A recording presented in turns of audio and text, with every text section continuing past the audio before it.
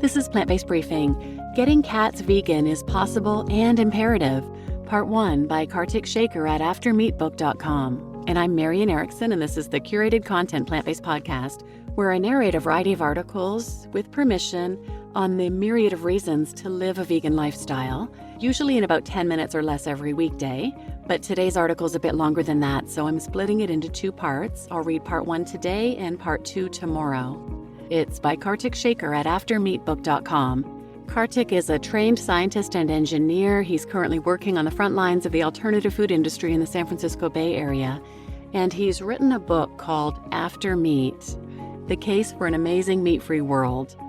It explores technological reasons for moving away from animal products since they're outdated, wasteful, and lousy technology, and says we can do much better with alternative technology such as microbial fermentation, and the future of food will be tastier, healthier, cheaper, kinder, better for the environment, all these wonderful things. It's a really inspirational book, and 100% of all proceeds from the book are donated to animal-related charities. So now let's get to today's plant-based briefing. Getting Cats Vegan is Possible and Imperative, Part 1 by Karthik Sekar at aftermeatbook.com. Summary: Carnivore is a classification, not a diet requirement. The amount of meat that a cat eats is significant. Transitioning domestic cats to eating vegan would do much good for the environment and animal welfare. Having vegan cats now is not convenient, but we, humanity, should make that so. We do not need to wait around for cultivated meat. There are tractable opportunities now. We also need randomized control trials with measured health outcomes. Funding is the main limitation here. And making domestic cats vegan meets all of the effective altruism criteria: significant, tractable, and neglected. Imagine you are a surveyor traveling to remote parts of the world. Within a thick rainforest, you come across an indigenous group long separated from the modern world. They fashion spears to hunt fish and thicket baskets to collect foraged berries. Notably, they wear distinctive yellow loincloths dyed with local fruit. You are not one with words, so you call them the yellow clothia. This is not a far-fetched story. Most species worldwide are classified similarly. Someone observes them and then contrives a classification named on what they see. Carnivora was coined in 1821 to describe an order of animals by the observation that they consumed the meat of other animals. Carnem vorare is Latin for to eat flesh. Let us go back to the yellow clothia. You can already intuit that these natives do not have to wear the yellow loincloths. It is simply what you initially observed. If the natives swapped the dye with purple or green, that would work out fine. However, the rainforest lacks those colors, so yellow clothia is resigned to their monotone. In other words, wearing yellow cloth is not a requirement for them to live, just what works for them and is available. 1821, the year of carnivora's naming, is ages ago in the scientific world. It was before the theory of evolution, first described in The Origin of Species in 1859.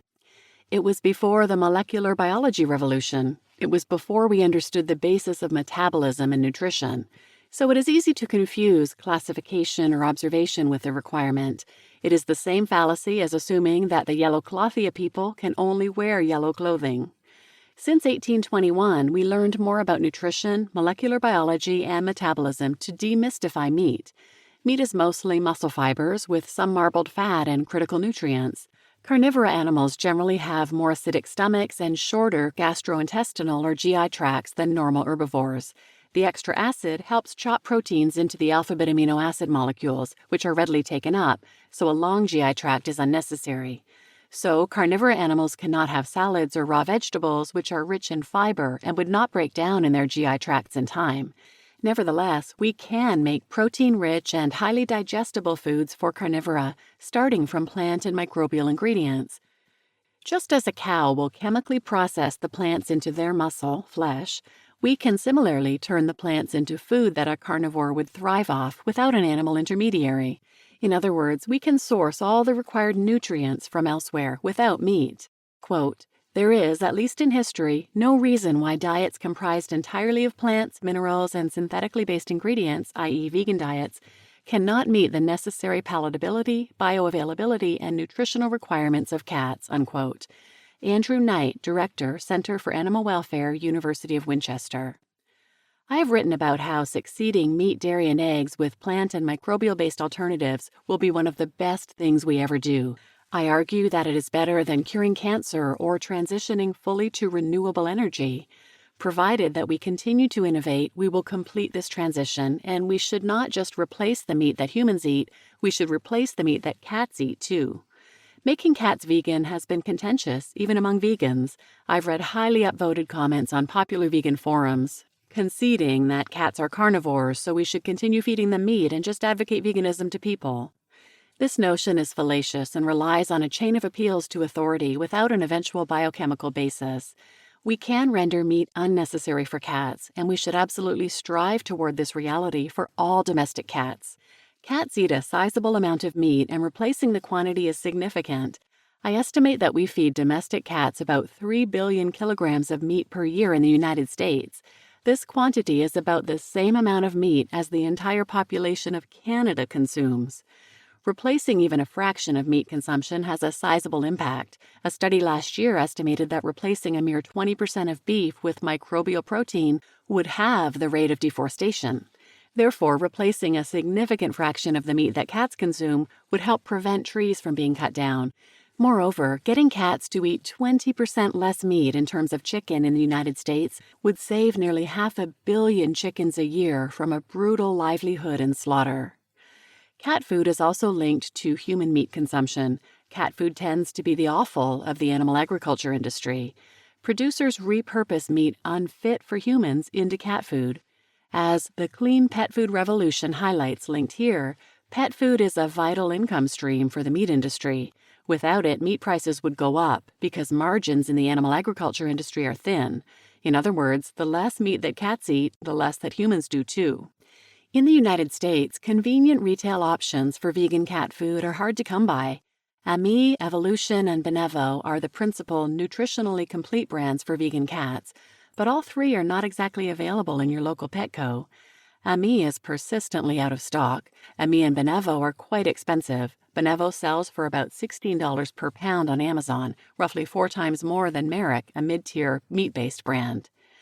Vegan cat owners also have more work to do. When a cat is transitioned to a vegan diet, their urine must be monitored for changes in pH. Meat-based foods tend to be more acidic than vegan foods, which cats are not adapted to. When a cat's urine is too alkaline, they are prone to forming mineral crystals in their urine, which are painful to eliminate. Owners must acidify their cat's food as needed. Edit. Researcher Andrew Knight brought to my attention that this is not shown to be an increased risk with vegan food fed to cats. Please see details linked here. Nonetheless, studies have supported rearing cats on a vegan diet healthfully, and we likely have capabilities now to make this more seamless. The solution here is not to wait for cultivated meat, likely still decades away, or even sophisticated alternatives like Impossible Burger. At this point, we need the tofu and soy milk.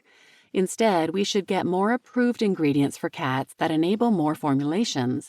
One limitation for approved ingredients in the United States has been testing at the Association of American Feed Control Officials, AFCO. This nonprofit organization serves as a surrogate to the Food and Drug Administration for the guidance of pet food. AFCO regulates pet food in 2 key manners. 1, they approve ingredients for retail pet food, and 2, set standards for nutritionally complete cat food in terms of macronutrient composition, for example, the minimum amount of protein and vitamins. More approved ingredients would mean more possible healthy formulations for vegan cat food. AFCO approval can be laborious and drawn out per discussion with employees at vegan pet food companies.